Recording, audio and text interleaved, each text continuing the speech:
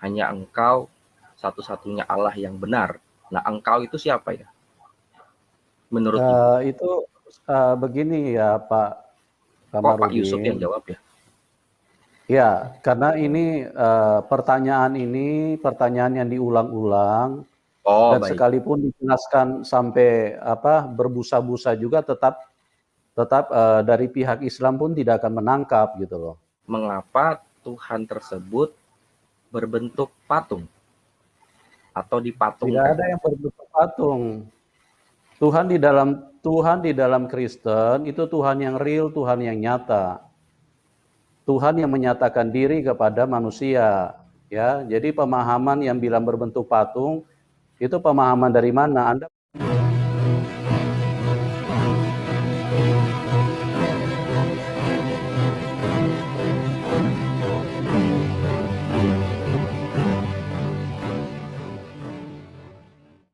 Assalamualaikum warahmatullahi wabarakatuh. Innal hamda wa syukran lillah nahmaduhu wa nasta'inu wa nastaghfiruhu wa na'udzu billahi min sururi anfusina wa min sayyiati a'malina.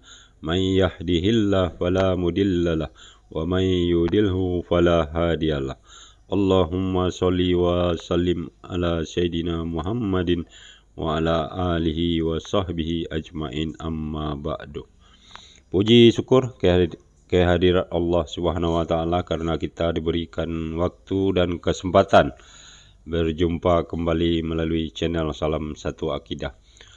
Senang semoga kita semua dirahmati Allah dan diberi kekuatan serta keteguhan hati di dalam iman Islam tentunya ya, untuk terus berjuang menyuarakan kebenaran Islam serta membentengi umat dari upaya pemurtadan yang dilakukan oleh Bani Kunarion. Nah, saudaraku semua, pada kesempatan kali ini saya kembali menampilkan sebuah video yang diambil dari channelnya Pastor Yusuf Manubulu, yang mana di sini dia menampilkan seorang yang katanya murtadin yang mengalami gangguan penyakit otak katanya ya, juga serta menceritakan penderitaan hidup yang cukup lama berkepanjangan yang tak mampu diantisipasi dengan baik oleh ibu ini. Dan di penghujung ada penelepon dari Muslim, namun pertanyaan yang diajukan juga tidak mampu dijawab dengan tepat. Bahkan yang menjawab malahan Yusuf Manubulu ya. Jadi yang ditanya lain, yang menjawab lain. Nah, bagaimana selengkapnya video ini? Mari kita saksikan bersama. Namun sebelumnya saya tentunya mengucapkan terima kasih yang setinggi-tingginya pada saudara yang sudah mendukung channel ini dengan subscribe. Yang baru bergabung jangan lupa untuk ikut subscribe juga. Nah, tanpa panjang mukadimah lagi, langsung saja kita simak videonya. Selamat menyaksikan.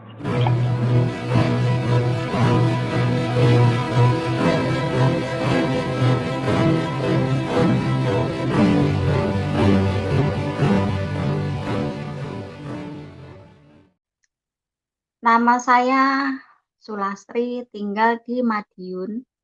Latar belakang saya dari keluarga Muslim.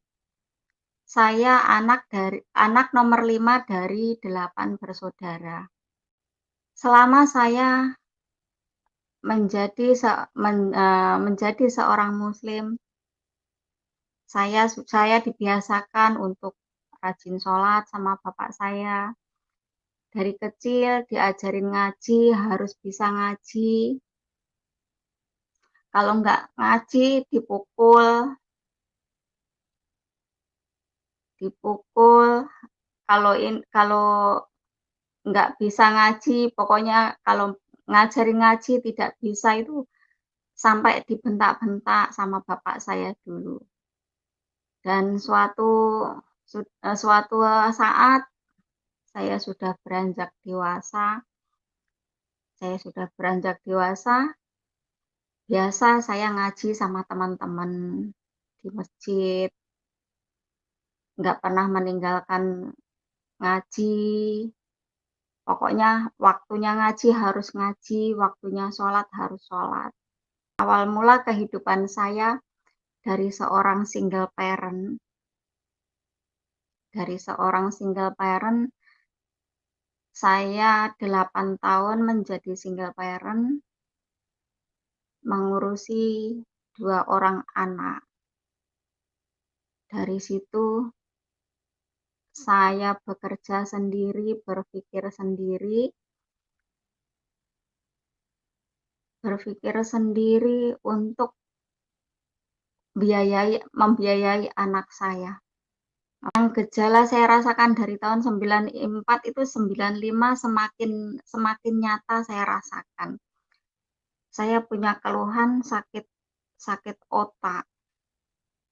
Setiap sholat saya berdoa, ya Allah, sembuhkan penyakit ini. Ya Allah, saya masih punya anak yang kecil yang harus saya biayai. Jadi saya banyak pikiran, saya banyak berdoa, minta kesembuhan kepada Allah, sering sholat tahajud kepada Allah.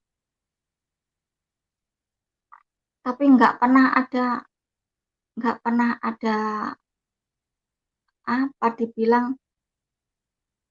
ada mukjizat atau bagaimana gitu yang saya rasakan.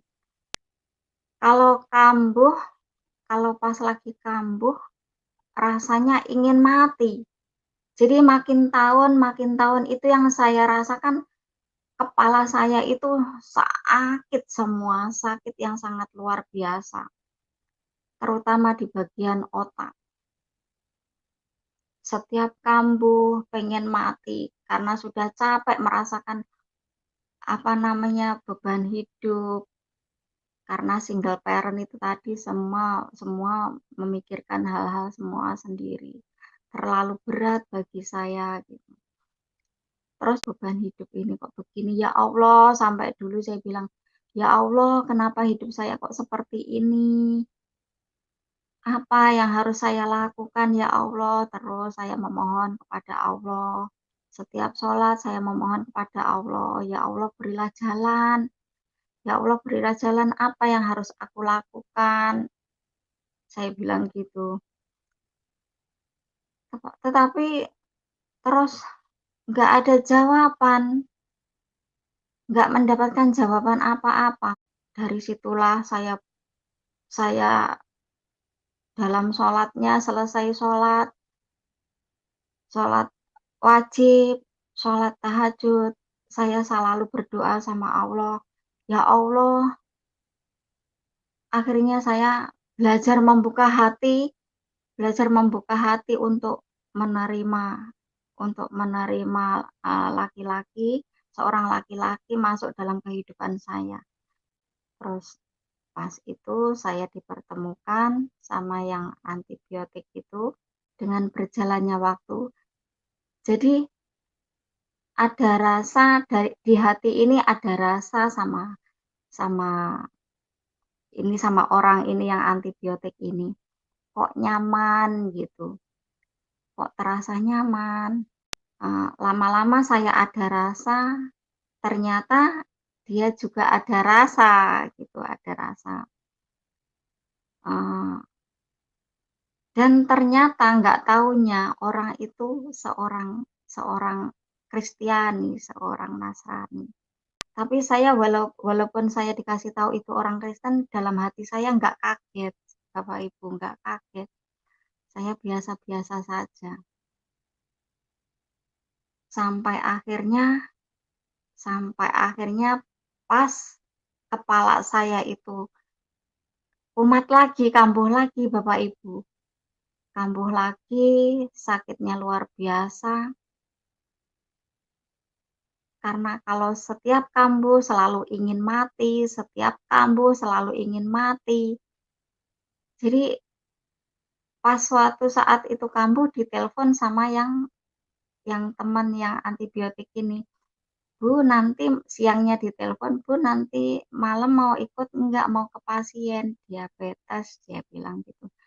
Maaf Mas, saya nggak bisa ikut, saya lagi sakit sekali kepala saya. kambuh lagi. Iya, saya bilang gitu. Ya sudah, istirahat, jangan mengeluh, dia bilang. Jangan mengeluh, jangan sambat. Kalau mengeluh nanti sampean dosa sama Tuhan. Jangan sekali-kali sambat ataupun mengeluh. Bersyukurlah, Bu. Bersyukurlah.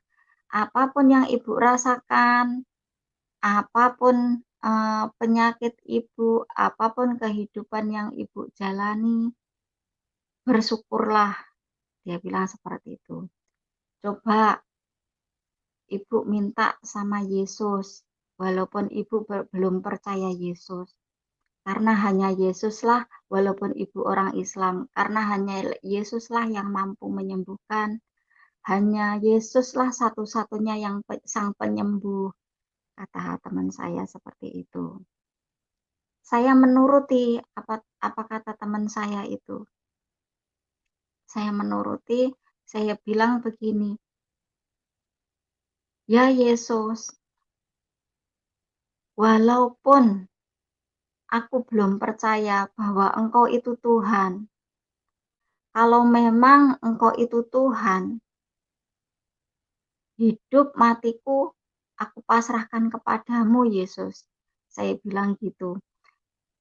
Karena saya itu benar-benar rasanya ingin mati, sudah enggak kuat menghadapi hidup, menghadapi segala macam masalah-masalah, ditambah sakit, otak saya sakit yang sangat luar biasa. Jadi saya bilangnya seperti itu sama Yesus itu.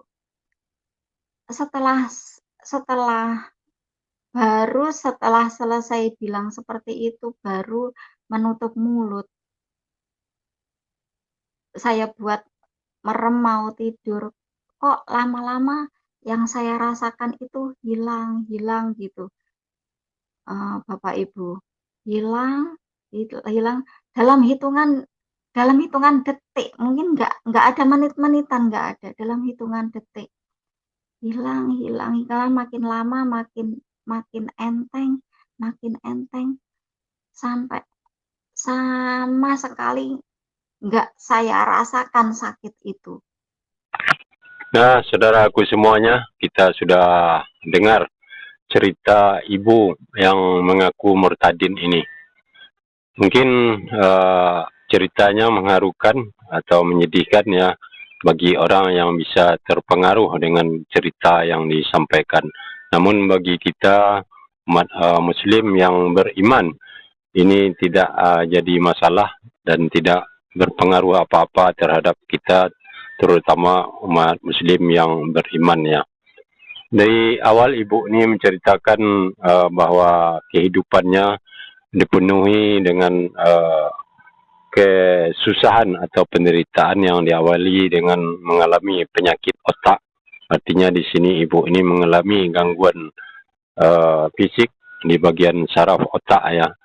Kemudian juga mengalami penderitaan hidup yang berkepanjangan, mulai dari janda, kemudian harus mencari nafkah sendiri, kemudian ditambah lagi penyakit yang dialami. Nah, ini semua termasuk ke dalam kategori penyakit psikologi ya. Memang sebenarnya apa yang dialami atau dirasakan di dalam kehidupan itu tidak berpengaruh sebetulnya. Cuma yang berpengaruh adalah karena situasi yang dialami tersebut terbentuk di dalam pikiran dan menjadi cikal bakal untuk membawa seseorang itu ke sudut tertentu. Apakah nanti akan menjadi baik atau tidak. Di sanalah pikiran itu berpengaruh besar di dalam kehidupan. Nah, apapun ceritanya ibu ini, walaupun di awal dia bercerita adalah seorang Muslim yang taat katanya, rajin sholat, puasa, juga melakukan salat tahajud. Namun semua permintaan dan permohonannya kepada Allah tidak satupun yang dikabulkan atau terwujud menurut keinginannya. Nah, ini bagi kita membuktikan ya bahwa ibu ini walaupun mengaku Islam, Muslim, namun bukanlah orang yang beriman.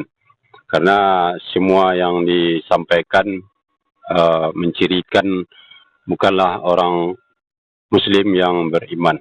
Karena sudah jelas di dalam Al-Quran, Allah Subhanahu Wa Taala hanya membutuhkan orang-orang yang beriman ya, bukan orang Muslim. Karena artinya ibu ini adalah Islam KTP atau Islam abangan. Kenapa kita bisa sebut seperti itu? Karena dia walaupun mengerjakan semua perintah Allah Subhanahu Wa Taala, baik solat, puasa dan segala macamnya, namun itu tidak berpengaruh ke dalam kehidupannya. Seharusnya kalau orang yang beriman dalam melakukan kegiatan ibadah itu akan berpengaruh di dalam kehidupan, baik dalam segi kesabaran, baik hubungan sosial antara sesama manusia, juga menghadapi segala cobaan yang datang, dan pastinya itu semua berasal dari Allah Subhanahu Wa Taala.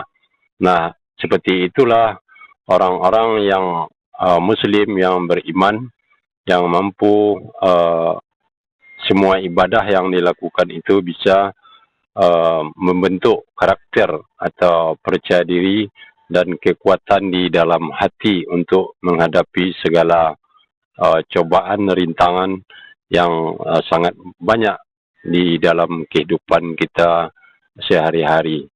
Namun yang ditunjukkan ibu ini adalah dia seorang Muslim yang sangat lemah, walaupun mengerjakan semua ibadah itu sama saja tidak berpengaruh apa-apa yang dikerjakan dalam ibadah tersebut. Selamat malam, RL Kamarudin. Ya, selamat malam Pak Yusuf. Selamat malam Bu Sulastri. Selamat malam Pak. Ya, boleh saya langsung ke narasumbernya? Ya, boleh, Pak. silakan. Boleh. Tadi saya agak tidak mengikuti yang di awal, tapi pada intinya Ibu dulu Muslim ya Bu ya? Iya Pak. Nah, kalau boleh tanya, kalau boleh tahu, apa yang Ibu temukan atau dapati berbeda dari agama yang sekarang, yaitu Kristiani, dengan yang Ibu dapati dulu atau Ibu ketahui dulu dari agama Islam? Yang saya dapati? Ya, yang Ibu dapati berbeda, saya revisi. Yang Ibu dapati berbeda, yang tidak ada dalam Islam. Kalau di dalam Islam, nggak ada yang saya dapati. Bukan, maksudnya begini. Nggak ada. Yang Ibu dapati di agama Kristiani yang berbeda dengan agama Islam yang hanya ada di Kristiani dan tidak ada di Islam. Mungkin begitu kira-kira. Oh. Jadi yang tadi saya gini dapat... Pak Kamarudin, sebentar Ibu. Jadi tadi sudah dijelaskan sama Ibu Sulastri bahwa Ibu Sulastri mengalami secara langsung tentang Tuhan. Jadi perbedaannya di situ aja. Di dalam keyakinannya sebelumnya, Ibu Sulastri tidak mengalami secara nyata, tetapi di dalam Tuhan Yesus, baru di dalam hati saja, Tuhan Yesus sudah menyatakan dirinya. Kira-kira seperti itu. Iya. Oh, artinya, ya tadi kan saya sepertinya agak tidak mengikuti cukup banyak yang bagian awal. Jadi artinya Ibu berjumpa gitu. Iya, mengalami. Mengalami. Artinya Ibu mengenali wajahnya gitu. Bukan, mengalami. Oh, mengalami. Oh, baik. Betul. Oke, kalau gitu saya yang tadi berarti pertanyaan itu karena berarti saya tidak menyimak di awal, saya ganti saja boleh ya? Ya. Nah, baik. Menurut Ibu Sulastri, apakah agama Kristiani itu agama yang hanya menyembah Tuhan atau Sang Pencipta yang tunggal, yang esa, atau menyembah sesuatu yang bersifat pagan? Kalau di dalam kekristenan tetap Tuhan itu esa. Oke. Tuhan yang esa itu adalah Yesus kah? Tuhan yang esa adalah Tuhan satu-satunya yang hidup yang bisa bersama kita. Oke. Yang bisa hidup di dalam kita, itu yang saya rasakan. Oh. Itu yang saya Jadi, rasakan. ketika Yesus berkata bahwa inilah, saya nggak begitu ingat ayatnya, tapi pada intinya mengatakan begini, hanya Engkau satu-satunya Allah yang benar. Nah, Engkau itu siapa ya? Menurut itu begini ya Pak Kamarudin. Pak Yusuf yang jawab ya? Ya, karena ini pertanyaan yang diulang-ulang. Dan baik. sekalipun dijelaskan sampai berbusa-busa juga tetap dari pihak Islam pun tidak akan menangkap gitu loh. Baik. Makanya saya revisi lagi deh langsung jawab aja gitu. Ya, saya revisi lagi pertanyaannya. Ini yang terakhir, revisi terakhir. Jika memang Tuhan dalam Kristiani itu benar, mengapa Tuhan tersebut berbentuk patung atau dipatungkan? Tidak ada yang berbentuk patung. Tuhan di dalam Kristen itu Tuhan yang real, Tuhan yang nyata. Tuhan yang menyatakan diri kepada manusia, ya. Jadi pemahaman yang bilang berbentuk patung itu pemahaman dari mana? Anda pernah dengar dari mana? Pernah baca dari mana? Bukankah memang ada patung Yesus di mana-mana? Iya kan, orang tidak pernah menyembah patung, gitu loh. Nah sekarang kalau misalnya orang menyembah Ka'bah, apakah orang menyembah kotak Ka'bahnya itu? Kan enggak kan? Ya kan yang disembah, kalau yang Ka'bah kan yang disembah bukan Ka'bahnya, kan bukan begini. Ka'bah. Iya sama begitu. Mas, itu orang buat patung itu kan orang hanya seni aja. Itu pun juga tidak ada sangkut pautnya dengan kebenaran, dengan Alkitab.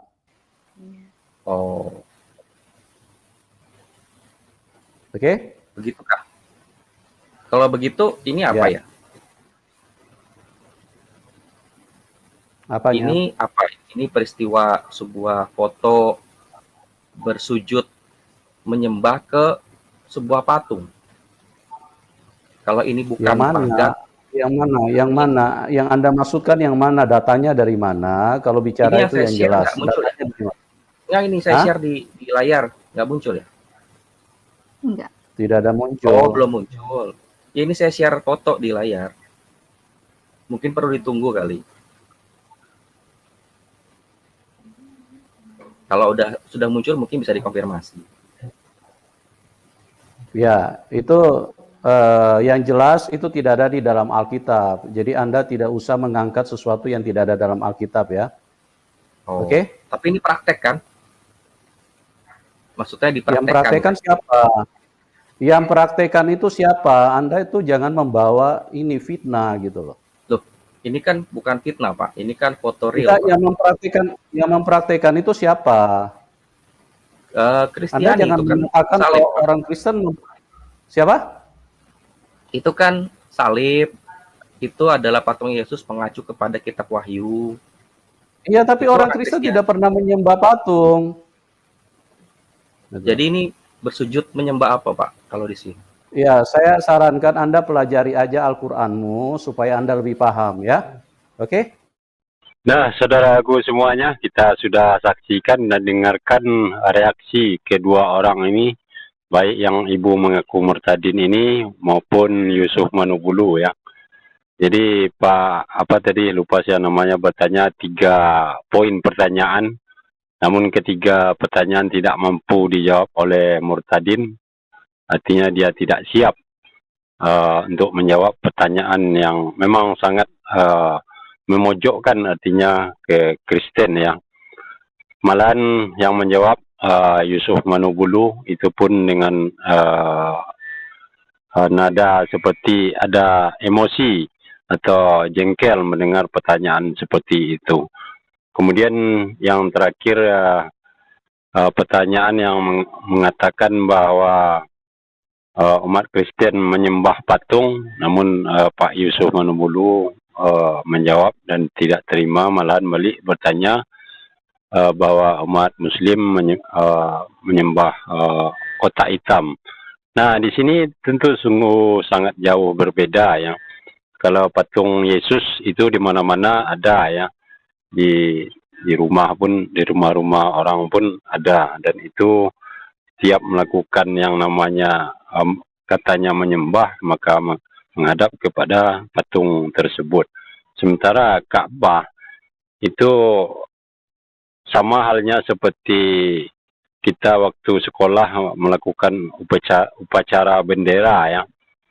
Jadi artinya kita menghormat, menghadap ke bendera itu adalah sebagai penghormatan dan tentunya sebagai bentuk kepatuhan kita kepada Allah, karena memang sudah disuruh atau dipusatkan ke arah kiblat yaitu Ka'bah untuk melakukan solat ya.